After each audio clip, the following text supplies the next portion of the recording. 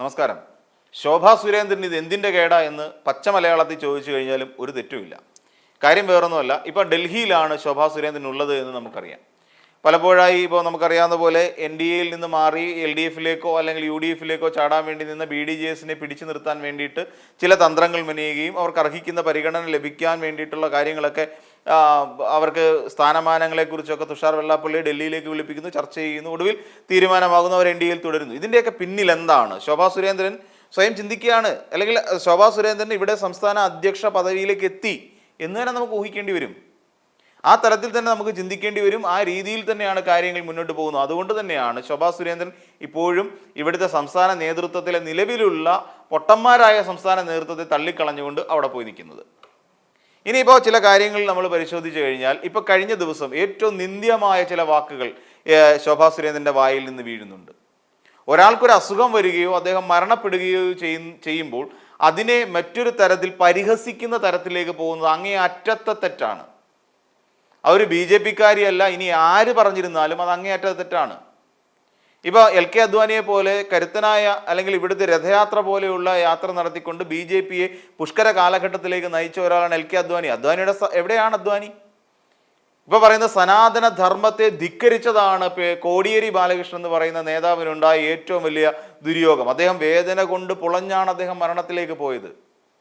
അദ്ദേഹത്തിന് ആ രോഗമുണ്ടായതിന് കാരണം, അദ്ദേഹത്തിന് ആ രീതിയിലുള്ളൊരു മരണം ഉണ്ടായതിന് കാരണം, എല്ലാത്തിനും കാരണം അദ്ദേഹം സനാതന ധർമ്മത്തെ എതിർത്തതാണ് എന്ന് പറയുന്ന ഒരു വിദണ്ഡവാദമാണ് സത്യത്തിൽ ശോഭാ സുരേന്ദ്രൻ ഉയർത്തിയിരിക്കുന്നത്.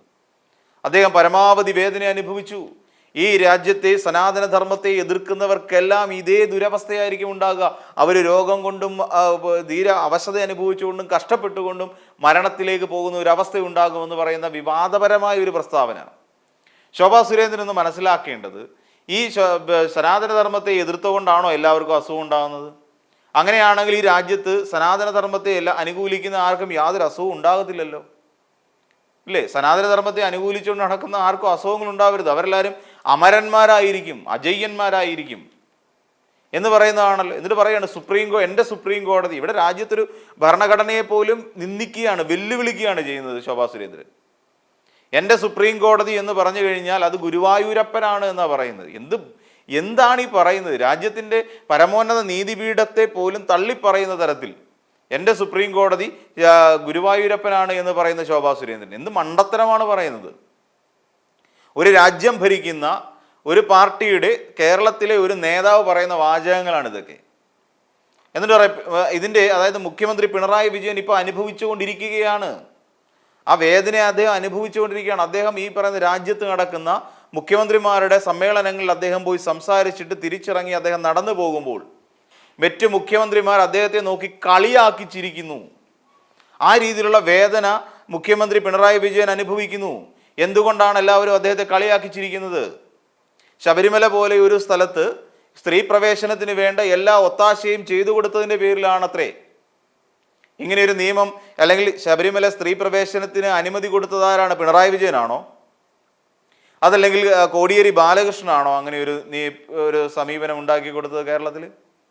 അതായത് ഇവിടെ അതിനു വേണ്ടിയിട്ട് ആഭ്യന്തര വകുപ്പിനെ ഉപയോഗിച്ചുകൊണ്ട് ഇവിടെ അക്രമം നടത്തി. ആരാണ് അക്രമം നടത്തിയത്? അവിടേക്ക് റിപ്പോർട്ട് ചെയ്യാൻ പോയ മാധ്യമപ്രവർത്തകരെ അടക്കം ആക്രമിക്കാൻ തരത്തിലേക്ക് മാറിയത് ആരാണ്? പിണറായി വിജയൻ്റെ പോലീസായിരുന്നോ? അവിടേക്ക് യാത്ര പോയ കൈരളി TVയുടെയും മറ്റും മാധ്യമപ്രവർത്തകർ സഞ്ചരിച്ചുകൊണ്ടിരുന്ന വാഹനത്തിൻ്റെ മേലെ പോലും കയറി നിന്നുകൊണ്ട് തോന്നിവാസം വിളിച്ചു പറഞ്ഞുകൊണ്ട് മുദ്രാവാക്യം വിളിച്ചുകൊണ്ട് അതിനവർ പറയുന്നത് പ്രതിഷേധ നാമജപ ഘോഷയാത്ര എന്ന് പറയുന്നത്. ശബരിമല അയ്യപ്പൻ്റെ പേര് പ്രതിഷേധത്തിന് വേണ്ടി ഉപയോഗിച്ച ആരാണ്? ഈ പറയുന്ന BJPക്കാരാണ്, സംഘപരിവാറുകാരാണ്.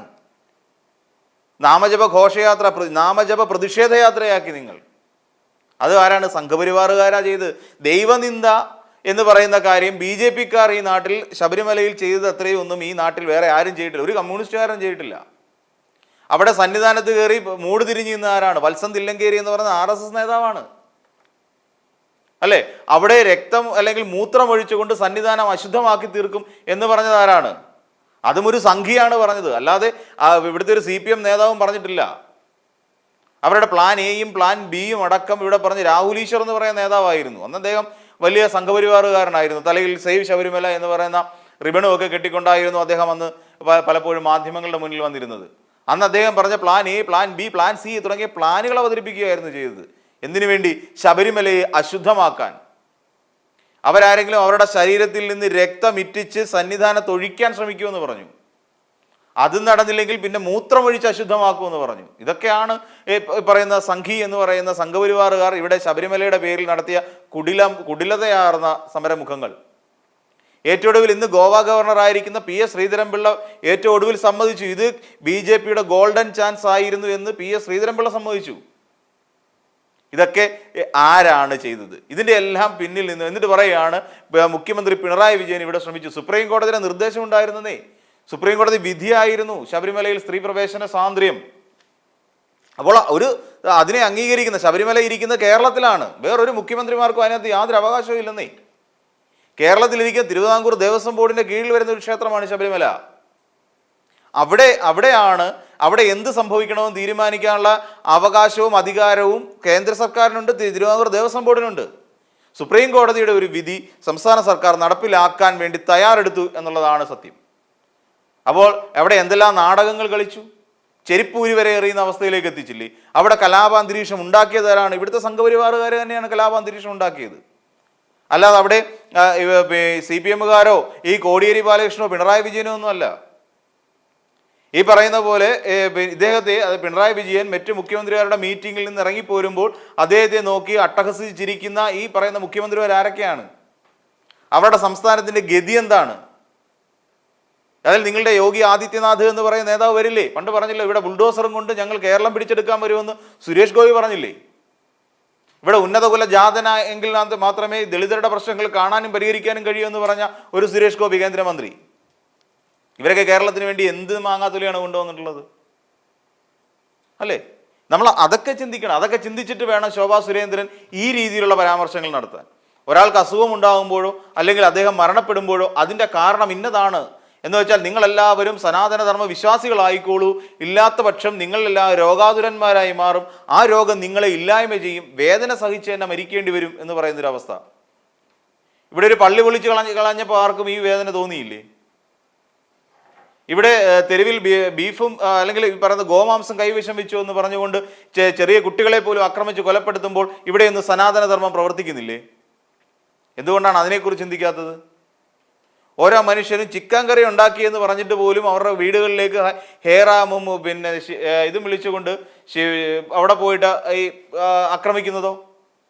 അവിടെയൊന്നും ഈ സനാതനധർമ്മം പ്രവർത്തിക്കുന്നില്ലേ? ഹരഹര മഹാദേവ എന്ന് വിളിച്ചുകൊണ്ടാണ് അവിടെ പോയി പാവപ്പെട്ടവർ താമസിക്കുന്ന കുടുംബങ്ങളിലേക്ക് കയറി ആക്രമിക്കുന്നത്. കുംഭമേളയിൽ 30ഓളം ആളുകൾ മരണപ്പെട്ടു. എന്നിട്ട് ജയാ ബച്ചൻ കഴിഞ്ഞ ദിവസം പാർലമെന്റിൽ പറയുകയുണ്ടായി, ആ മൃതദേഹങ്ങളെയെല്ലാം എടുത്ത് ഗംഗാനദിയിൽ തള്ളിക്കളഞ്ഞുവെന്ന്, ഒഴുക്കി വിട്ടു. അവിടെ കുംഭമേളയ്ക്ക് എത്തുന്ന സാധാരണക്കാർക്ക് പട്ടിയുടെ വില പോലും നൽകാത്ത ഭരണ വ്യവസ്ഥയാണുള്ളത്. കോടിക്കണക്കിന് രൂപയാണ് അവിടെ വന്ന് മറിയുന്നത് കുംഭമേളയുടെ പേരിൽ. പല സ്പോൺസർമാരുണ്ട്. എന്നിട്ട് പോലും സാധാരണക്കാർക്ക് ഒന്നും മര്യാദയ്ക്ക് വെളിക്കിറങ്ങാൻ പോലുമുള്ള സൗകര്യം കൊടുക്കുന്നില്ല. ഇതൊക്കെ കണ്ടിട്ടില്ലേ ജനങ്ങൾ ചിരിക്കേണ്ടത്? ഇവിടെ ശബരിമല തീർത്ഥാടനക്കാലം, ഈ കഴിഞ്ഞ മകരവിളക്ക് കാലം, മണ്ഡലകാലം വളരെ മനോഹരമായി, മുൻപെങ്ങും ഇല്ലാത്ത വിധത്തിൽ വളരെ ശുചിയോടുകൂടിയും സുരക്ഷയോടുകൂടിയും നടപ്പിലാക്കി. അപ്പം ഇങ്ങനെ ഇത്രയും കാര്യക്ഷമമായി നടപ്പിലാക്കുന്ന ഒരു മുഖ്യമന്ത്രിയെ മറ്റ് മുഖ്യമന്ത്രി എങ്ങനെയാണ് പറയേണ്ടത്? ഈ പറയുന്ന 30ഓളം ആൾക്കാരെ കൊന്ന യോഗി ആദിത്യനാഥാണോ വലിയ വിടുവായത്തരം അല്ലെങ്കിൽ മുഖ്യമന്ത്രിയെ നോക്കി കളിയാക്കി ചിരിക്കേണ്ടത്? അല്ല, ഈ പറയുന്ന പോലെ കർഷകർക്കെതിരായി വലിയ അവരെ നശിപ്പിക്കാൻ വേണ്ടി അവരുടെ ആവശ്യത്തിന് വേണ്ടി ഇറക്കിയ ഡ്രോണുകൾ ഉപയോഗിച്ചുകൊണ്ട് അവരുടെ മേലെ ഷെല്ലുകൾ വർഷിക്കുന്ന ഇയാളെയാണോ, സൈനിയാണോ വേണ്ടത്? സൈനിയാണോ അംഗീകരിക്കേണ്ടത്? അപ്പോൾ അതല്ലെങ്കിൽ ഈ പറയുന്ന ജന്തർ മന്ദർ പോലെയുള്ള ഒരു പ്രദേശത്ത് ഈ പറയുന്ന നിരവധിയായ നമ്മുടെ കായിക താരങ്ങളെ സമരത്തിനിരുത്തിയ ബ്രിജ്ഭൂഷൺ ശരൺ സിംഗിനെ പോലുള്ളവരാണോ ഈ മുഖ്യമന്ത്രി പിണറായി വിജയനെ നോക്കി ചിരിക്കേണ്ടത്?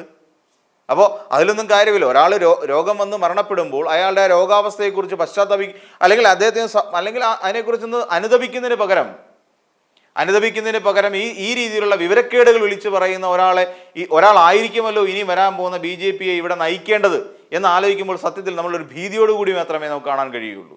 ഇവിടെ ഏത് രീതിയിലായിരിക്കും ഇനിയുള്ള കാര്യം? നമുക്കറിയാം, ശശികല എന്ന് പറയുന്ന ഒരു ടീച്ചർ ഇവിടെ നടന്നിറങ്ങി പ്രസംഗിച്ചതൊക്കെ നമുക്കറിയാം. അപ്പോൾ ചില അജണ്ടകൾ നടപ്പിലാക്കുക, ചില അജണ്ടകളിലൂടെ ജനങ്ങളെ ഭീഷണിപ്പെടുത്തുക എന്നുള്ള ഒരു അവസ്ഥയിലേക്ക്, ഭീതിപ്പെടുത്തുക എന്നുള്ള അവസ്ഥയിലേക്ക് ശോഭാ സുരേന്ദ്രൻ അധപ്പതിച്ചു എന്ന് തന്നെ പറയേണ്ടി വരും ഈ ഒരു പ്രസ്താവന നമ്മൾ പൂർണ്ണമായി കേൾക്കുമ്പോൾ.